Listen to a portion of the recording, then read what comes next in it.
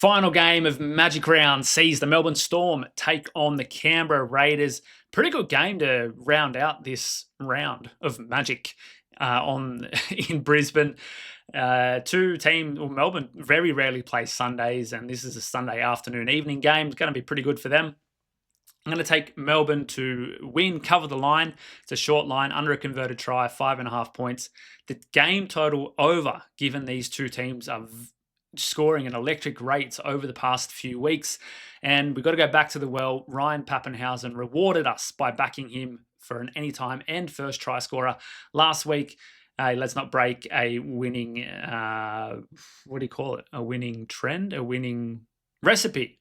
Don't change a recipe that works or something like that. Anyway, the Melbourne Storm, they are scoring their points despite not being dominant really in any statistical category. They're 6th in run meters, 7th in possession, 7th in territory. Their only really thing they're doing well is line breaks. They're leading the league in line breaks, 6.1 per game. And in the video that I spoke in earlier with the Penrith Panthers, I alluded to an article from the Rugby League eye test, and I do it again here. Melbourne have been one of the best teams, not just this year, but in recent years, probably the last 5 years, at scoring tries from their own half and also in just as they get into the attacking half. So plus 40 metres or plus 30 metres out from their goal line. And that's what you see here. Once again, they're back to the level. It's the second best number of average meters away from the goal line when they score that they've had for the past kind of 5-6 years. And they're doing it with line breaks, smart movement, ball work that is getting their opposition out of position so that their centers, their second rowers make breaks, offloads, and then the centers and wingers are just finishing at an alarming rate. Same with Ryan Pappenhausen, just the amount of tries he scored from backing up those line breaks.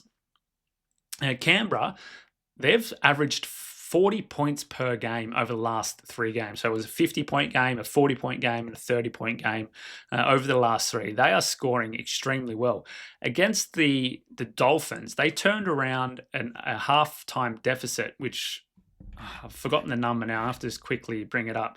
So it was 30 second-half points and 4 tries and a penalty goal with only 19 minutes remaining in the game.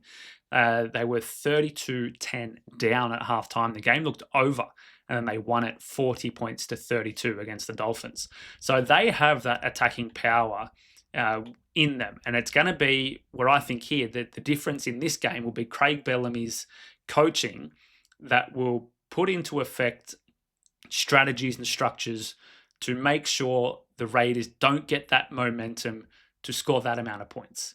And I don't really know how he's going to do it. They have to shut down Jamal Fogarty, try and restrict his kicking game, that the Raiders aren't getting all of that territory by kicking.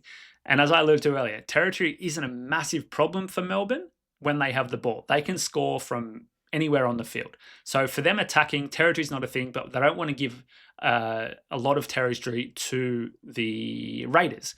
And you've seen that a few times with Melbourne this season, is they turn the ball over in their own half to their opponents.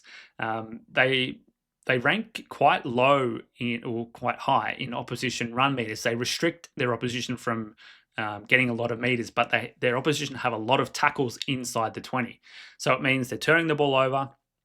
It means they're giving away repeated sets in the 20-meter zone, but they're still defending at an extremely high rate. They're not one of the worst teams in goal line defense. They probably will still give Canberra their opportunity to score, and Canberra will convert. That's why I think the game total is going to go over.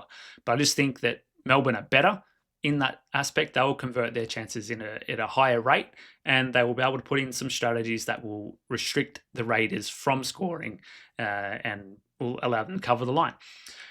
As I said, Melbourne lead the lead in line breaks, 6.1 per game. 6 of the last 7 games for both of these teams have gone over 47.5 points. So lots of points being scored for both of these teams in their games this season. Storm have scored the first try in 3 straight matchups. Ryan Papenhuyzen was the one last week. He scored in 6 or 7 games for Melbourne this year and 2 as the first try scorer. So back him in here. These teams have met in 10 games during the regular season since 2019. It's a 7-3 record to the Storm.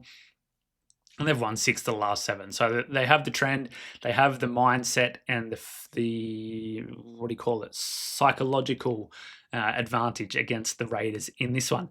That wraps up Magic Round. Check out all the videos on the channel, not just NRL. If you like AFL, we've got some videos here as well. Bets.com.au for all your full game previews. Bet responsibly, but have some fun. Let us know in the comments how you go over the weekend.